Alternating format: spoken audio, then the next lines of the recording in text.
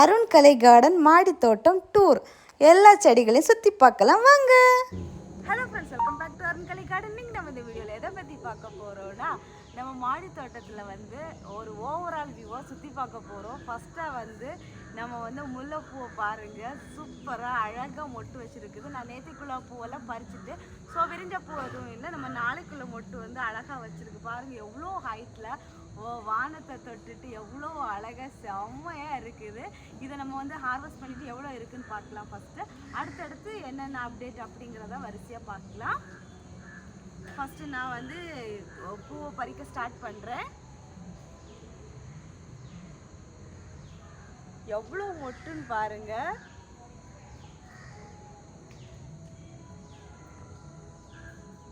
நம்ம பூவை அடுத்து பறிச்சுக்கலாம். இப்போ அடுத்து இந்த அப்டேட்டை பாருங்கள். செரி செடி நம்ம இதுக்கு முன்னாடி ஒரே ஒரு காய் காய்ச்சி நம்ம ஒரு பழம் பறித்தோம்ல, எவ்வளோ காயின்னு பாருங்கள். இங்கே பாருங்கள், காய் வரிசையாக லைன் கட்டி ஃபுல்லாக காய். இந்த காய் வச்சுருக்கு, அந்த காய் வச்சுருக்கு. எங்கே திரும்புகிற பக்கம் ஃபுல்லாக இந்த பக்கம் எல்லா பக்கமும் நிறைய பிஞ்சு பிடிச்சிருக்குது. ஏன்னா அதுவும் green colour leaf, green colour மொத்தத்தில் க்ரீனிஷாக இருக்கும்போது நமக்கு கரெக்டாக வியூ ஆகலை. நல்லா பெரிய காயானது கீழே இருக்குது. நான் ரொம்ப அசைச்சேன், ஏன்னா காய் எதுவும் கீழே விழுந்துருமோன்னு பயமாக இருக்குது. ஸோ அதனால் நான் ரொம்ப அசைக்கலை. அங்கங்கே ஃபுல்லாக இருக்குது. நான் இது பெருசாகி பழுத்ததுக்கப்புறம் க்ரீன் கலருக்குள்ளாடி அப்படியே ரெட் கலராக தொங்கும்போது செமையாக இருக்கும். அப்டேட் கண்டிப்பாக கொடுக்குறேன்.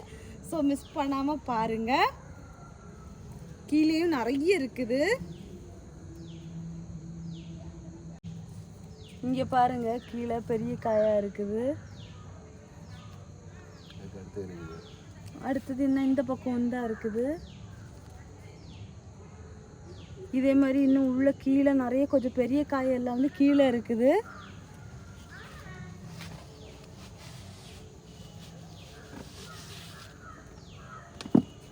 இப்போ நான் பூ பறிக்க போகிறேன். கொஞ்சம் பயமாக தான் இருக்குது. ஒரு சேர் மேலே ஏறி தான் நின்றுட்டுருக்கு. இவ்வளோ பூ முடித்த உடனே இந்த இதை இதுலேருந்து கட் பண்ணி விட்டுடலான்னு தான் இருக்கிறேன். மழை பெஞ்சிச்சு, செம்மையான மழை. அவ்வளோ மழை துளியோட செம்மையாக சூப்பராக இருக்குது. எவ்வளோ பூ பாருங்கள் ஒரு கிளையில. இந்த செடியை மேலே வரைக்கும் வளர்த்துறதுக்கு பட்ட கஷ்டத்துக்கு இந்த பூ பறிக்கும்போது எதுவுமே தெரில. அவ்வளோ ஒரு சந்தோஷமாக இருக்குது. எவ்வளோ மொட்டு கையில் நிற்க மாட்டேங்குது.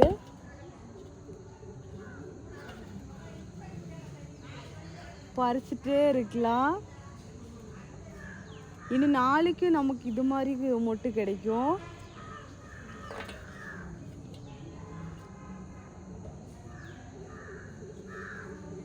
இந்த பூ கொஞ்சம் விரிஞ்சதுக்கப்புறம் கெட்டுறதுக்கு கஷ்டமாக இருக்குது. ஸோ அதனால தான் நான் நல்லா மொட்டாவே பறிக்கிறேன்.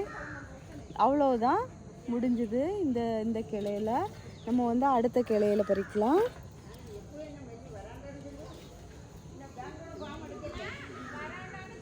இந்த கிளையில் கொஞ்சமாக தான் இருக்குது.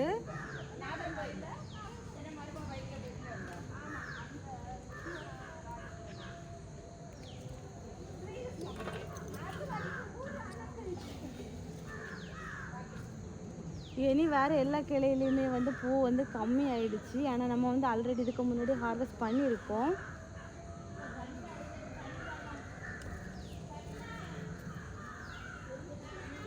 அடுத்தது நம்ம பிச்சி செடியிலையும் கொஞ்சம் மொட்டெல்லாம் இருக்குது, அதெல்லாம் பறிச்சிக்கலாம்.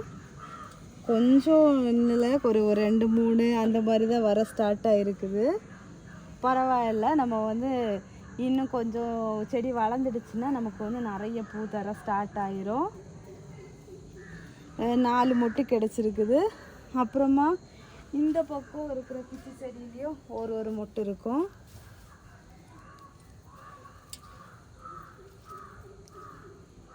நான் ஃபைனலாக கட்டிட்டு என்ன எவ்வளோ பூ இருக்குது அப்படின்னு சொல்லிட்டு காமிக்கிறேன்.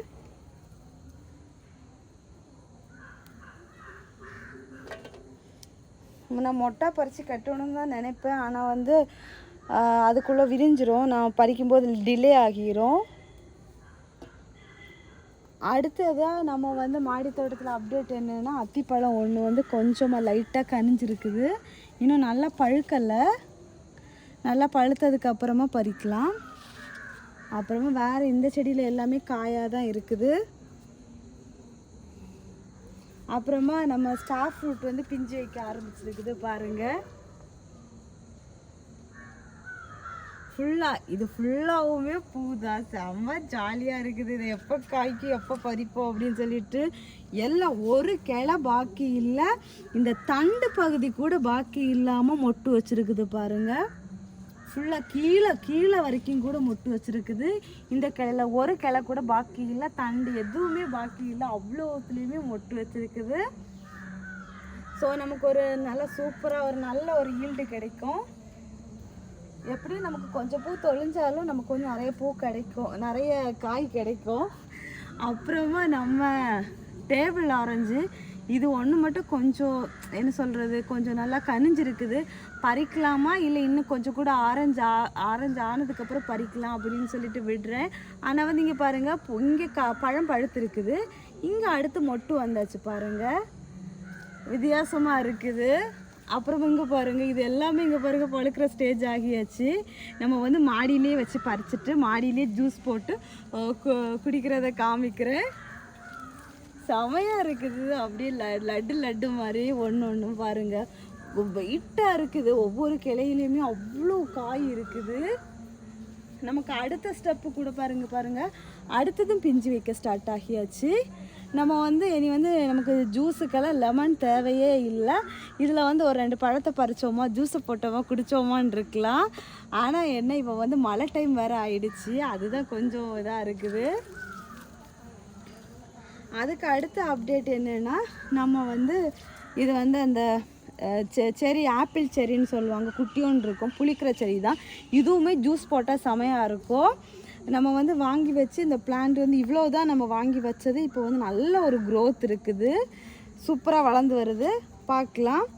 அப்புறமா இந்த மிளகு வந்து கிட்டத்தட்ட ஓரளவுக்கு ஸ்டேஜ் ரொம்ப வயசாகிடுச்சு. இனி வந்து நம்ம கட் பண்ணி விடணும், இல்லைன்னா பிடுங்கி எடுத்துடலாம். அப்புறமா வந்து இதில் வந்து ஒரே ஒரு அத்திக்காய் தான் காய்ச்சிருந்து நம்ம அந்த தோட்டக்கலை பண்ணையிலேருந்து வாங்குறதுல. அது இன்னும் பழுக்கலை. அப்புறமா இந்த செடி எல்லாமே இது மல்பரி. இப்போ எந்த காய் எதுவுமே இல்லை, ஆனால் செடி க்ரோத் நல்லா இருக்குது. அப்புறமா வந்து ஜாதிக்காய் செடி வந்து சூப்பராக வளர்ந்து வந்துட்டுருக்குது. அடுத்தது இதுவுமே ஒரு லாங் மல்பரி செடி தான். அடுத்தது நம்ம வந்து கொஞ்சம் முன்னாடி பார்த்தோம்ல செடி, அதே செடி தான். இங்கே பாருங்கள், இந்த செடி வந்து பூ பூத்துருக்குது. இது நம்ம புதுசாக இப்போ வாங்கி வச்சுருக்க செடி. செடியோட க்ரோத்துமே பரவாயில்லை, நல்லா கொஞ்சம் வளர்ந்து வந்துட்டுருக்குது, நல்லா தழைஞ்சு வந்துட்டுருக்குது. அப்புறமா வந்து நம்ம லெமன் ஒயின் இருக்குதுல்ல, அதில் வந்து எல்லாமே கட் பண்ணிவிட்டு பழம் எல்லாம் பறித்து எடுத்துகிட்டு க்ரூம் பண்ணி சூப்பராக விட்டுருக்கேன். அடுத்து தழைஞ்சி வந்திருக்குது. அடுத்த பூ பூக்கிற மாதிரி தான் வந்திருக்குது, பார்க்கலாம். ஆனால் வந்து நிறைய பூ பூக்கிற மாதிரி தெரியலை, கொஞ்சமாக தான் வந்திருக்குது. அப்புறமா வந்து இது வந்து பன்னீர் கொய்யான்னு சொன்னாங்க. இதுவுமே தழைஞ்சி சூப்பராக வந்துட்டுருக்குது, எந்த பூ பிஞ்சு எதுவுமே வைக்கல. அப்புறமா வந்து இந்த கேனில் வந்து நான் வந்து பச்சை மிளகு செடியும் வச்சுருக்கேன். ப்ளஸ் வந்து இது பரோபா பிளான்ட், அதுவுமே நல்லா வளர்ந்து வந்துட்டுருக்குது. ஆனால் வந்து இலை வந்து மஞ்சள் கலரில் இருக்குது. இதுக்கு ஏதாச்சும் ஃபர்டிலைசர் பார்க்கணும். எல்லா கேன்லேயுமே நான் வந்து எக்ஸ்ட்ராவாக ஒரு மிளகாய் செடியை வச்சு விட்ருக்கேன், ஊடு பயிராட்டு. அப்புறமா வந்து இது ஐஸ்கிரீம் பீன்ஸு, இதுவுமே சூப்பராக தழைஞ்சி அழகாக வந்துட்டுருக்கு, நல்லா வளர்ந்தாச்சு. இனி நம்ம வந்து தோட்டத்தில் கொண்டு போய் வைக்க வேண்டியது தான். அடுத்ததாக வந்து நம்ம வந்து ஒயிட் கலர் வாட்டர் ஆப்பிள், இதுவும் நல்ல க்ரோத்து, சூப்பராக வளர்ந்தாச்சு. எல்லாம் வளர்ந்துருக்க செடியெல்லாம் நம்ம எடுத்து கொண்டு போய் வச்சிட வேண்டியதுதான். அப்புறமா நம்ம லெமனு வச்ச மாதிரியே இருந்துச்சு. நான் நினச்சேன் அவ்வளோதான் அப்படின்னு. இங்கே பாருங்கள், சூப்பராக பூ பூத்து அழகாக பிஞ்சு வைக்க ஸ்டார்ட் ஆகிருக்குது. இதில் ஒரு 4-5 பிஞ்சு வச்சுருக்குது. அப்புறம் இங்கே ஒரு ரெண்டு பிஞ்சு இருக்குது. அப்புறமா இங்கே ஒரு 3 பிஞ்சு வச்சுருக்குது. இன்னும் மேப்படி இன்னும் வந்து பூவெல்லாம் பூத்துட்ருக்குது, நல்லா தழுத்து சூப்பராக க்ரோத் அழகாக இருக்குது. பார்க்கலாம் எப்படி வளைஞ்சு நம்ம லெமன் பறிக்க போகிறோம் அப்படின்னு சொல்லிட்டு. இந்த செடியுமே ஓரளவுக்கு ஸ்டேஜ் ஒரு ஹைட்டுக்கு வளர்த்துட்டு அதுக்கப்புறமா நம்ம வந்து தோட்டத்தில் வச்சிடலாம். அப்போ தான் நமக்கு நிறைய ஈல்டு கிடைக்கும், செடிக்கு வளர்கிறதுக்கு க்ரோத்துமே நல்லா இருக்கும். அப்புறமா நம்ம வந்து ஜெவந்தி பூவெல்லாம் ஆல்ரெடி நம்ம வந்து ஹார்வெஸ்ட் பண்ணியாச்சு. பண்ணதுக்கு அப்புறமா அடுத்ததுமே நமக்கு வந்து பூ பூக்க அடுத்ததுமே நமக்கு வந்து பூ பூக்க ஸ்டார்ட் ஆகிருக்குது. பிங்க் கலரு இனி வந்து நம்ம வந்து இந்த ஸ்டெப் வந்து அடுத்து வந்து நம்ம பூவெல்லாம் அப்படியே விட்டுற வேண்டியது தான். இனி நம்ம வந்து வீட்டில் வந்து சரஸ்வதி பூஜை வைக்கும்போது அப்போ பறிச்சிக்கலாம். அப்போ தான் நமக்கு கொஞ்சம் நிறைய பூ கிடைக்கும். ஸோ அதனால அப்படியே இனி விட்டுறலாம் விரிகிற பூ எல்லாமே. அடுத்தது இன்னொரு கலர் ஜெவந்தியுமே ரொம்ப நாளாட்டு மொட்டு வந்து இருக்குது. ஆனால் வந்து எதுவுமே விரிய எதுவுமே இல்லை.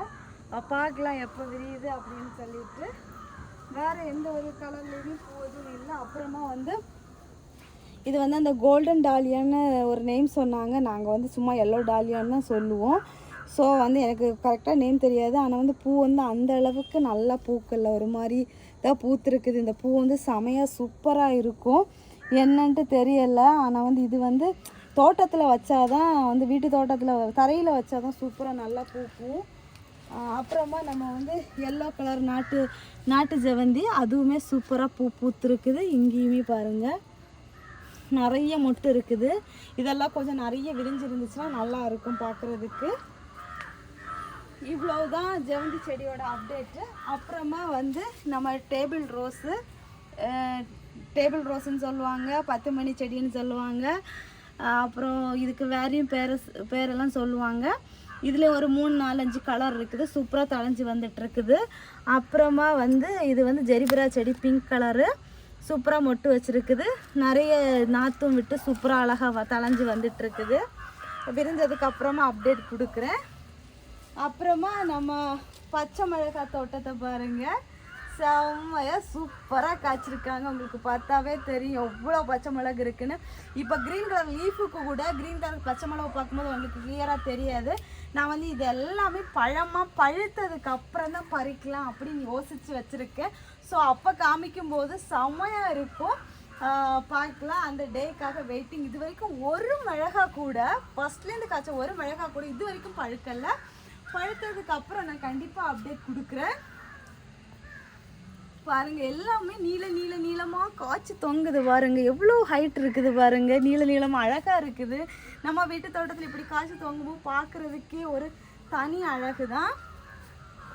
அப்புறமா நம்ம டேசி செடி பாருங்க அப்படியே பொக்கைய மாதிரி சூப்பராக இருக்காங்க.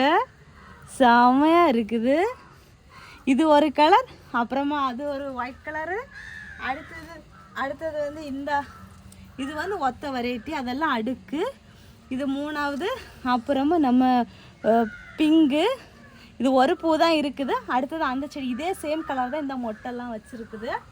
பார்க்கலாம். பூத்ததுக்கப்புறம் கண்டிப்பாக அப்டேட் கொடுக்குறேன். செமையாக இருக்கும்.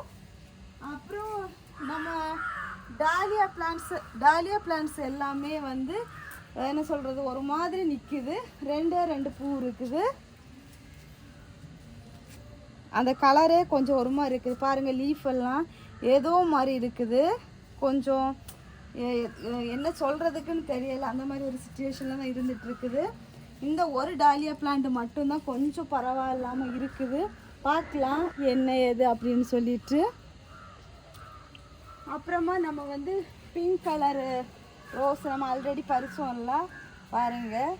இப்போவும் இன்னும் பூ இருக்குது. இதை விட நமக்கு வந்து பூவெல்லாம் முடிஞ்சுது. இனி வந்து நம்ம வந்து எல்லாம் கட் பண்ணி எல்லாம் விட்டுட்டோன்னா சூப்பராக தழைஞ்சி அடுத்த ஸ்டெப்புக்கு நமக்கு பூக்க ஸ்டார்ட் ஆயிடுவாங்க.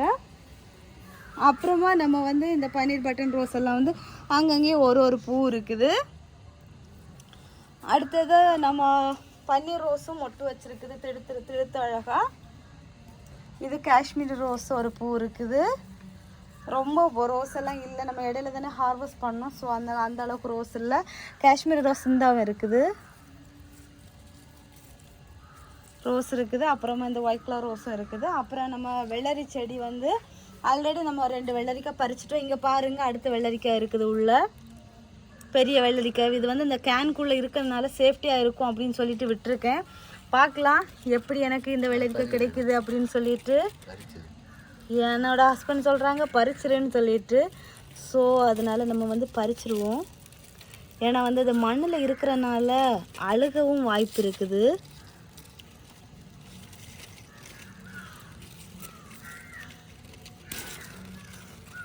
பறிச்சிட்டேன்.